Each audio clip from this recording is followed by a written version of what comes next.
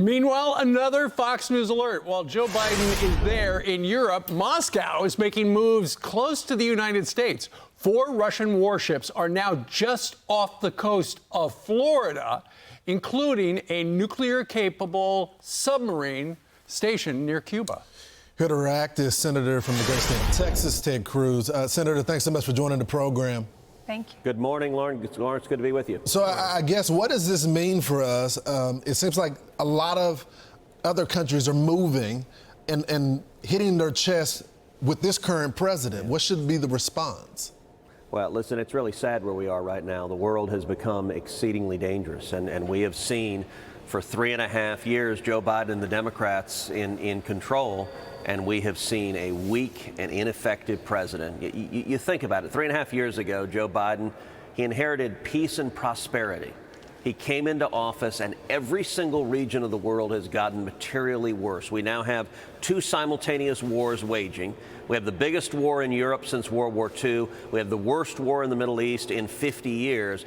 And all of that is the direct consequence of a weak and ineffective president. Our enemies have looked to the Oval Office. They've seen a commander-in-chief that they are not afraid of. And I got to say, America is the indispensable nation. We need a president who's strong, who leads. And instead, when you have a president who's weak, who engages in appeasement, as sadly Joe Biden has done since day one, every bad guy on the globe is on the march, and that's why we're seeing, for example, Russian ships off Cuba with hypersonic weapons testing missiles just 90 miles off the coast of Florida. China's got a huge presence there, too, a bigger presence now there, Yes. too. So inside Cuba, what are they thinking? We know very little about them since the Castros have disappeared.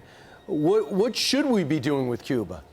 Well, listen, Cuba remains a vassal state of Russia. It is a malign force in the hemisphere. The communist dictatorship is vicious. As you know, my family, we're from Cuba. My family, my aunt, my father was imprisoned and tortured in Cuba.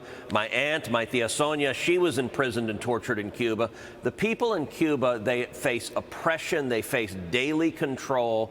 The communist government controls every aspect of their lives, and it is misery. And Cuba not only imposes that misery on their citizens, but they export it throughout Latin America.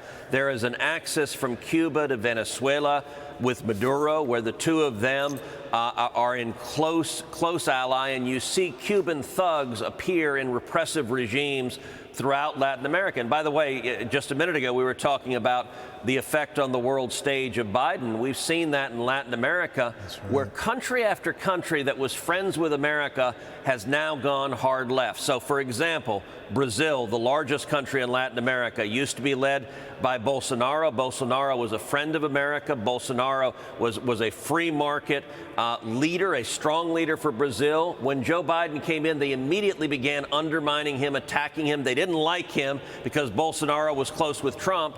We now have Lula, a hard left Marxist who hates America. Criminal. They did and a criminal. They did the same thing in Colombia. They did the same thing in Guatemala. This administration, if you're interested in toppling leaders who like America and putting in leaders who hate America and are close to communist China, well, that's been the record of the Biden White House. Yep. Senator, I know you're from the great state of Texas, and this is important to you, our border. The new DHS Inspector General report came out. It says the screening and the vetting of our migrants is inadequate. The way we're doing it is wrong. Our officers on the border don't even get all the information for everybody. So that's why you have those 8 that were arrested a few days ago. That had been fully vetted. We knew a lot about them, but we didn't know everything about them. They finally did their research, and there were red flags, and they arrested them. Why? Why aren't our officers able to see their entire records when individuals come across the border? Well, listen, because the Biden administration does not prioritize national security or protecting the safety and security of your family or mine. What's happened at the southern border for 3.5 years, we've seen a criminal invasion at our southern border. Sadly, I have been saying for some time, we are at a greater risk right now of a major terrorist attack than we've been at any time since September 11th. We have had in 3.5 years 11 million people come illegally into this country. We have had Chinese, we've had Russians, and the Border Patrol right now is under explicit directions to be on the guard for Hamas terrorists, be on the guard for Hezbollah terrorists, be on the guard for Palestinian Islamic Jihad terrorists. And this latest story you just referenced, right. 8 terrorists from Tajikistan with close affiliation with ISIS-K. ISIS-K, Tajiks from ISIS-K are the ones that carried out the horrific terrorist attack in Moscow, where they murdered 145 people at the Opera House. Joe Biden, the Biden administration had them. They were in our custody. If Biden had followed the law, he would have put them on a plane and sent them back to Tajikistan. Right. He didn't. He did a vetting that was thoroughly inaccurate, as the Inspector General report demonstrates.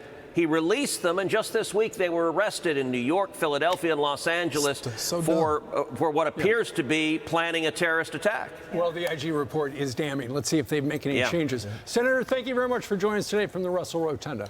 Thanks guys. Appreciate it. And good luck in your re-election. Yep. I'm Steve Ducey. I'm Brian Kilmeade. And I'm Ainsley Earhart. And click here to subscribe to the Fox News YouTube page to catch our hottest interviews and most compelling analysis.